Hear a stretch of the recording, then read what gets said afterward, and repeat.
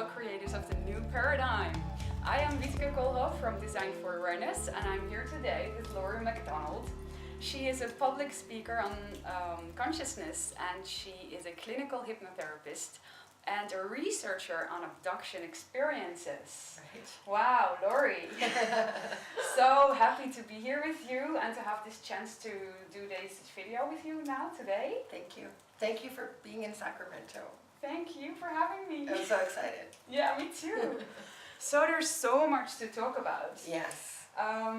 Big subjects. Yes, so many. Yeah, for me as a channeler and also experiencer, I'm so honored to be with you now and to get this chance to exchange with you. Can you tell me, for how long have you been doing this? I have been a clinical hypnotherapist since 1995, and I've been very focused on the abduction phenomena, in particularly for the last 4 years, since I've been running the Sacramento Alien Abduction and Contactee Support Group.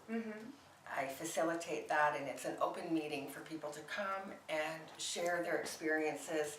We ask questions about consciousness. We talk about how the experience affects us. And in fact, we're able to put together all of our stories and see what it really means, not just for us, but for the planet and how we want it to be. So when you say how we want it to be, can you share a little bit more about that? Yes, we would like an open communication with the universe and with all life in it. Oh, you yes. know, we're at a monumental time in history where we are experiencing a shift. We are stepping into ourselves, awakening to the fact that we are connected way beyond the earth, into the depths of all space, and that as our right as a human, it's our right now to choose to explore this and to connect and learn what it is that we can do to create, because I do believe that we are powerful co-creators and that the human experience manifests. In fact, I think from the word human, it tells you exactly what you can do. Hu being the word for light, and man being short for manifestation, to be embodied or come into the physical. A human is a light embodied entity with no limits. Nothing but our own mind stops us from unfolding. Oh wow, I love how you say that. Thank you. And it's what Arjun explains as well. My guy from the Yael, as I understand it, whom I channel, also says that we are actually just focused light, and we have focused ourselves into a material denser form. That's right. So yeah, that's how I see it too. Okay, wow, that's so nice. Yeah. And you're coming from, this is what I so love about this interview, because you come from a more scientific angle, don't you? On some of it. I mean, I do the research and I create commonalities, but it doesn't matter which extraterrestrials or what ship they have, or if it's triangular or cigar shaped. What matters is there was a ship. And where did that ship come from?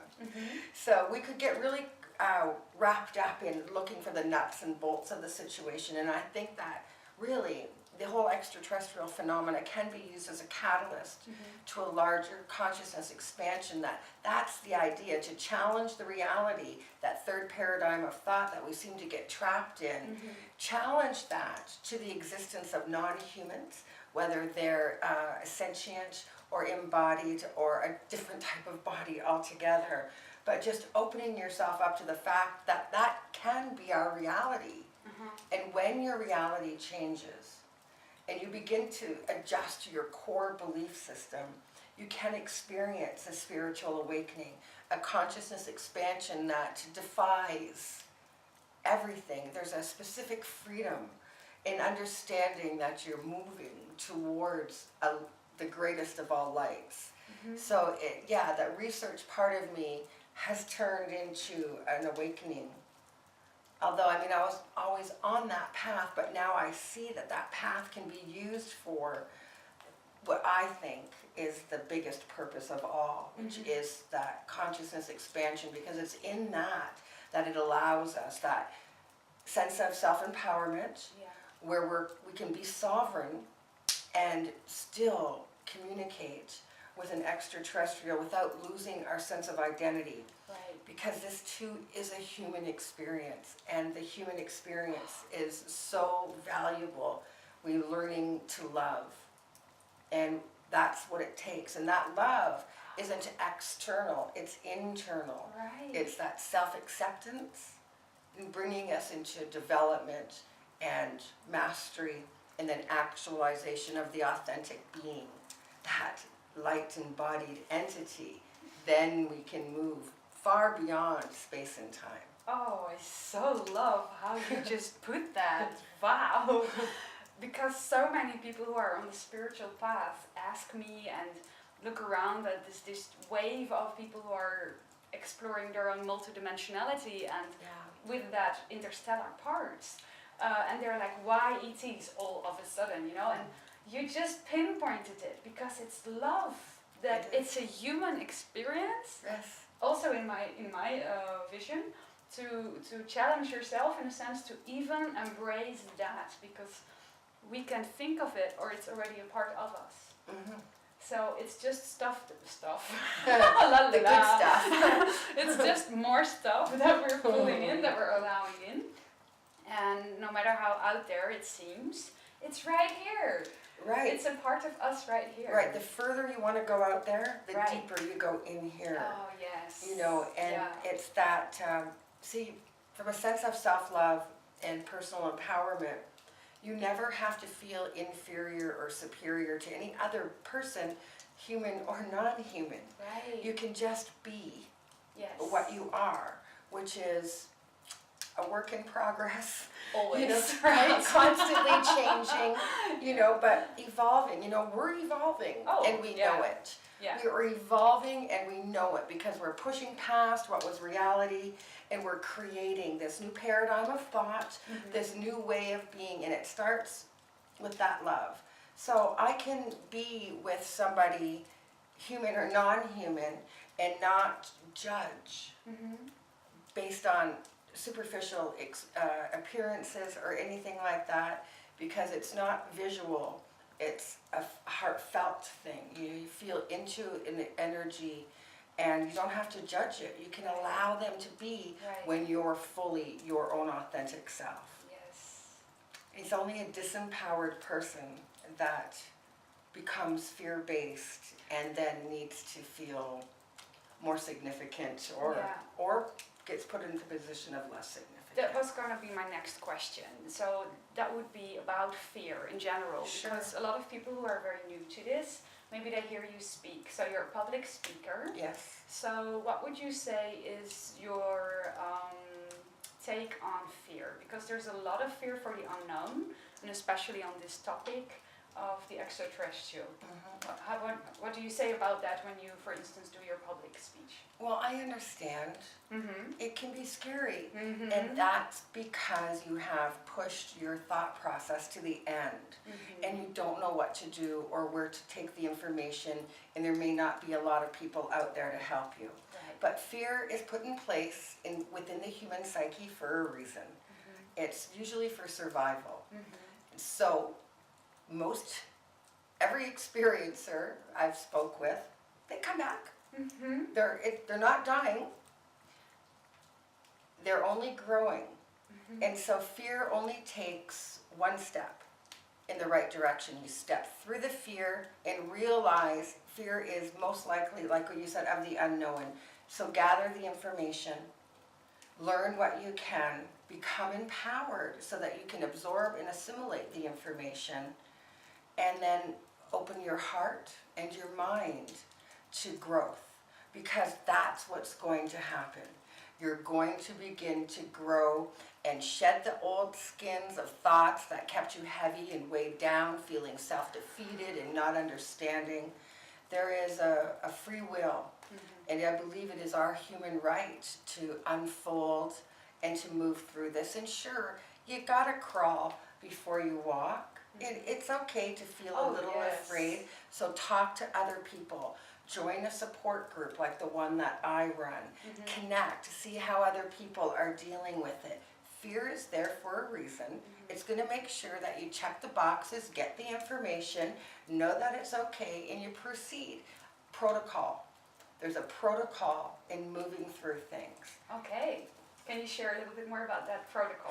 Well, as you share it with the people that you work with. Well, depending on, as I say, there's a protocol for dealing with extraterrestrials.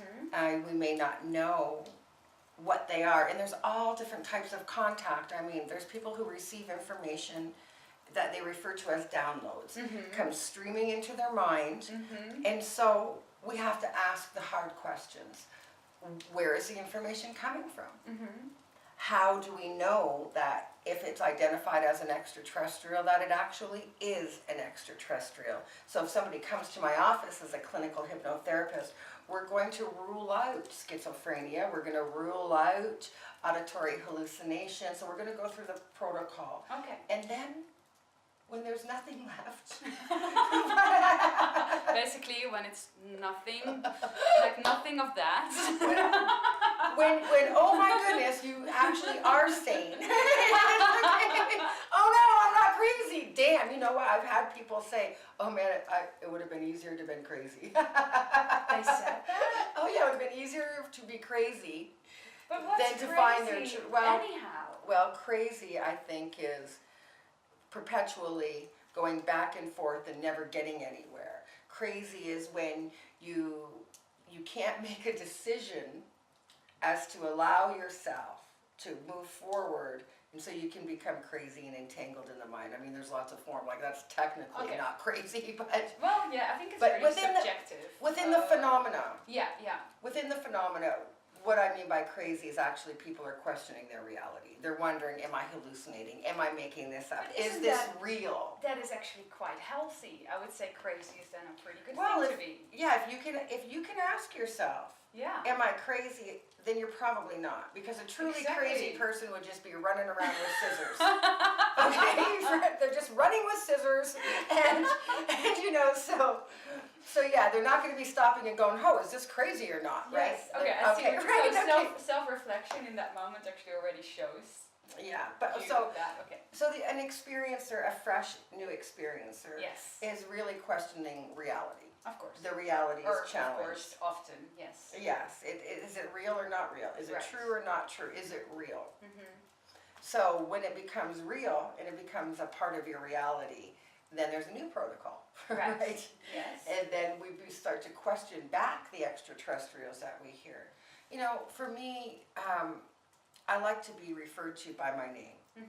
If an extraterrestrial is going to contact and speak to me, I like to be addressed by Laurie. You can ask them that. Well, if I'm not addressed by Laurie, I feel that perhaps they're not valuing me as a human, that I might be just a test subject. Now, I'm going to say, the extraterrestrials have to take some responsibility here too. They have to take their responsibility in learning our psyche, how we're going to react, so that we can have some type of equal communication. They can't just go around scaring people, for instance.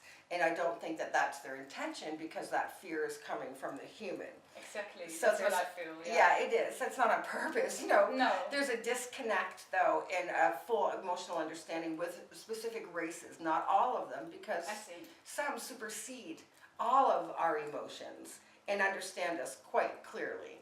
Yeah, we don't need to be explained to them. But now, as far as people who are being abducted, that's a different type of extraterrestrial, and they have a specific agenda, and so it's a different experience altogether, and they can be more fear-based. Is that? But you can become a recovered abductee. Oh yes, I mean, yeah. Right. Here is one. Two. Yes. So you have your own experiences in that field, and so do I. Yes. With the same race, I believe. We didn't even speak about that. Oh well, it felt like it. But it might be. Yes. Well, it was a nice cooperation between several races, is at least what I understand now. And with a bunch of those, and you know, I keep realizing when I speak about these things that we really know this much, like the space between my fingertips, about something that is this big. So, and I keep realizing that even if while I'm having this interview, but it's so super exciting for me to be on that journey with you, with other people, and I love how you are bringing into the world that even because this March feels like that big for people right now already. I'm trying to create more protocol to help people. Right. To give them an idea of what an experience might feel like. Right. And give them some tips on behavior. Just like when you're in another country. Yes. You find out a little about their customs as to not to offend anybody. Mm-hmm. Same as with the extraterrestrials. Find out a little bit about what they're like as to not offend. So a question that I would have, because as I understand it, the so-called abduction experiences that's how they've been labeled so far. The word really doesn't resonate with me. I don't use it for myself. Quite literally to be taken against one's will.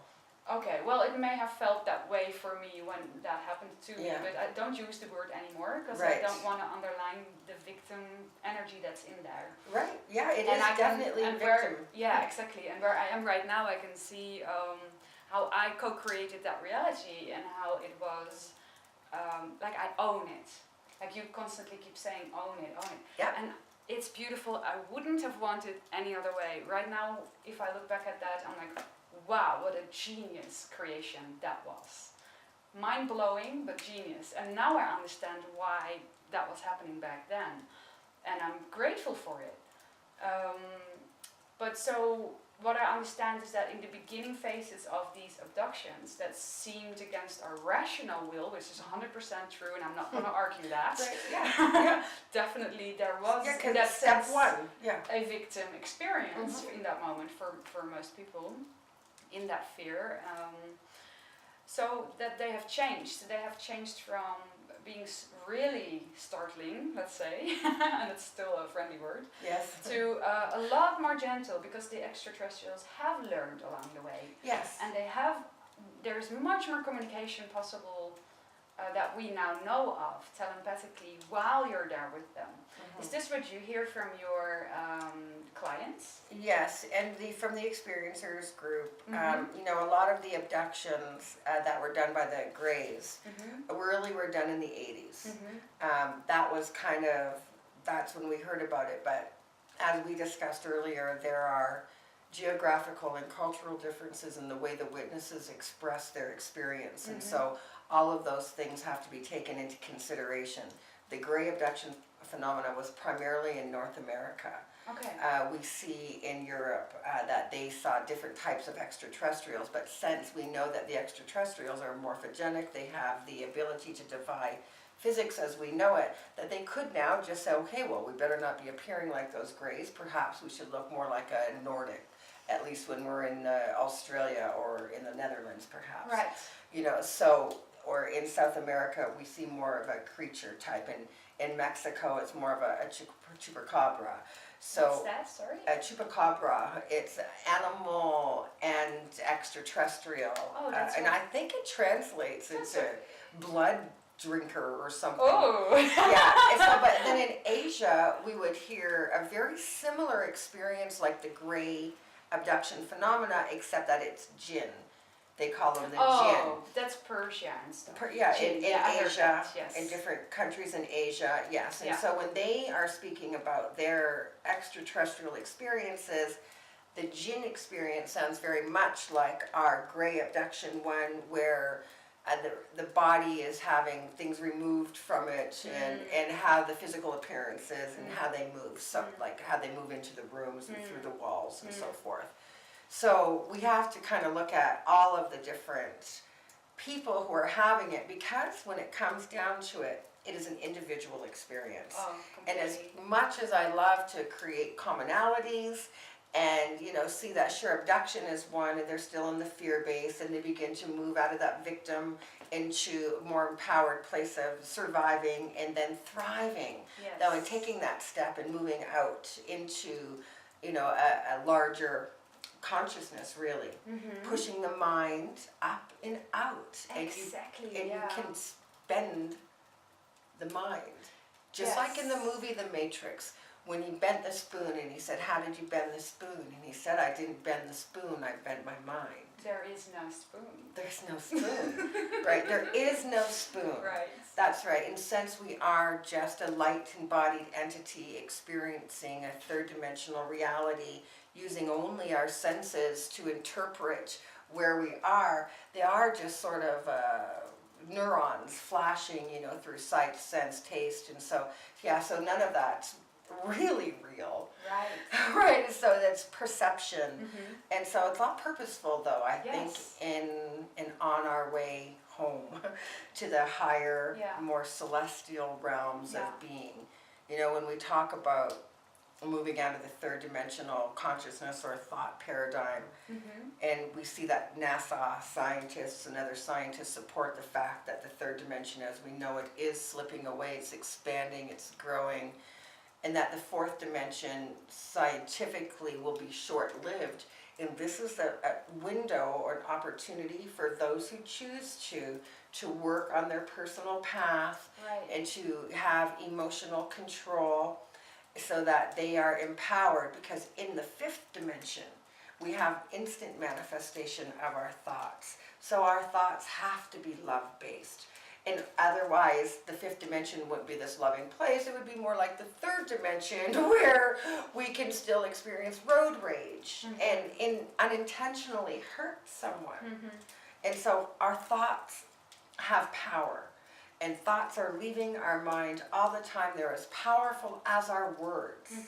And so we have to have emotional control and become thoughtful and selective with the words they use, because not only do they resonate and vibrate, they create. And so coming from that place of love, that's where they've all, it seems to me, where they've mastered that and are actualized. And I will say that I was privileged to really glimpse the fifth dimension for just a short time, but seemed to me that it was in layers of a lower, a middle, and a higher fifth, and it was a golden planet.